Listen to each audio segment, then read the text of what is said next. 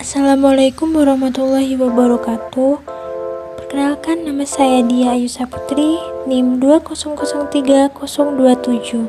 Di sini saya akan menjelaskan materi mengenai investasi sementara yang berkaitan dengan definisi, klasifikasi, dan pencatatan dalam mata kuliah Akuntansi Keuangan Menengah 1 dengan dosen pengampu Ibu Sri Purwati Widyastuti.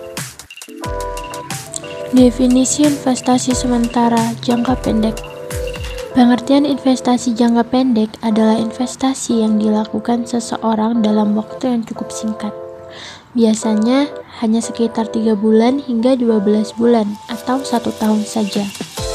Contoh dari investasi jangka pendek yang biasa dilakukan masyarakat berupa deposito, reksadana pasar uang, saham, tabungan bank, obligasi, dan forex atau falas. Klasifikasi investasi jangka pendek ada deposito, reksadana, saham, tabungan bank, obligasi, dan forex atau falas.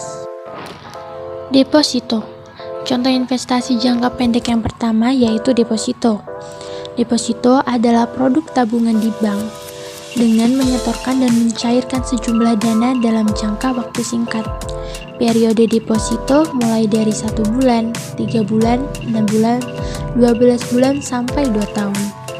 Walau waktunya singkat, tetapi dana hanya dapat ditarik pada tanggal jatuh tempo saja, sehingga tidak bisa ditarik sewaktu-waktu.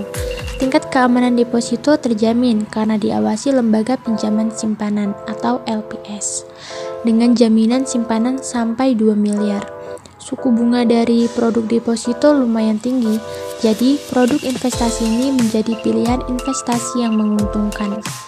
Reksadana pasar uang. Reksadana adalah produk investasi di mana dana dari investor akan dikelola oleh manajer investasi agar memperoleh keuntungan, sehingga investor tidak perlu memikirkan strategi dan cara mengelolanya.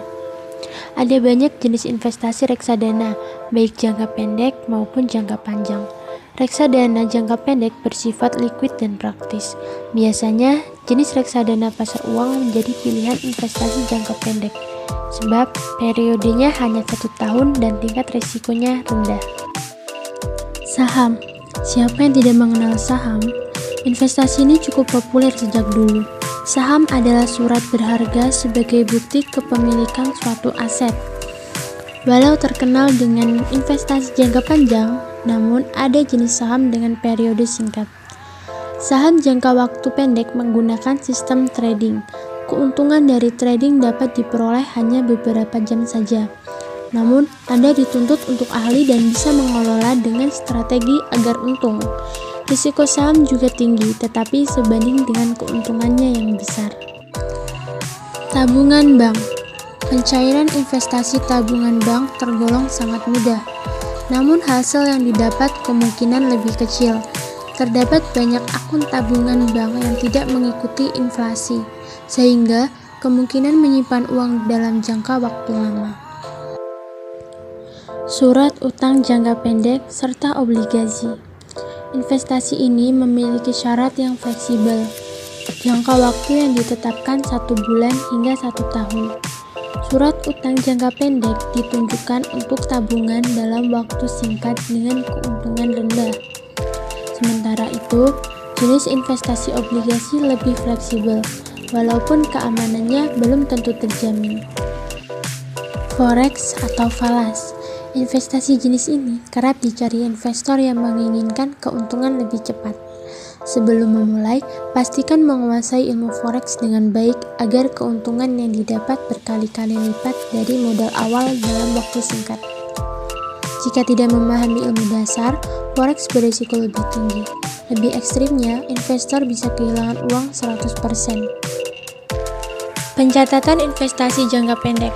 Pencatatan yang berhubungan dengan investasi ada 3, diantaranya adalah: yang pertama, pencatatan pada saat perolehan investasi; yang kedua, pencatatan pada saat perolehan pendapatan dari investasi; dan yang ketiga, pencatatan pada saat pelepasan investasi.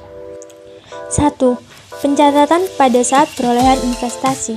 Surat berharga yang dibeli sebagai investasi jangka pendek akan didebit pada akun surat berharga dengan nilai sebesar biaya perolehannya.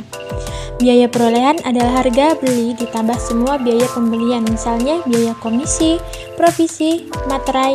Contoh, PT Fajar Sidik pada tanggal 18 Agustus 2007 membeli saham PT Anggia 200 lembar nominal 1.000 dengan harga 15.000 per lembar. Biaya yang berkaitan dengan pembelian adalah 250.000. Maka pencatatan yang dilakukan oleh PT Fajar Sidik adalah sebagai berikut. Tanggal ditulis tanggal 18 Agustus, keterangan surat berharga saham PT Anggia sebesar 3.250.000 di debit dan kas sebesar 3.250.000 di kredit. 2. Pencatatan pada saat perolehan pendapatan dari investasi saham. Sedangkan pendapatan yang diperoleh dari investasi dalam surat berharga akan dicatat sebagai pendapatan lain-lain atau pendapatan di luar operasi. Contoh, jika pada tanggal 30 Agustus 2007 PT Fajar Sidik menerima pembayaran dividen dari PT Anggia sebesar 500 per lembar, maka pencatatannya dilakukan sebagai berikut. Tanggal 31 Agustus, keterangan kas sebesar 100.000 di debit dan pendapatan dividen sebesar 100.000 di kredit. 3. Pelepasan investasi. Sesuai dengan tujuan investasi, investasi jangka pendek ini dipegang dalam kurun waktu kurang dari 1 tahun untuk dijual kembali atau dilepas. Pelepasan investasi jangka pendek bisa menimbulkan keuntungan atau kerugian. Keuntungan atau kerugian akan dicatat sebagai pendapatan lain-lain atau kerugian lain-lain. Contoh, pada tanggal 20 September 2007, PT Anggia menjual investasi dalam PT Matahari dengan harga jual sebesar 17.500 per lembar. Maka pencatatan yang dilakukan adalah sebagai berikut. Tanggal 20 September, keterangan kas sebesar 3.500.000 di debit, surat berharga saham PT Anggia sebesar 3.250.000 di kredit, dan keuntungan penjualan surat berharga sebesar 250.000 di kredit. Baik, sekian penjelasan video mengenai definisi, klasifikasi, dan pencatatan tentang investasi jangka pendek.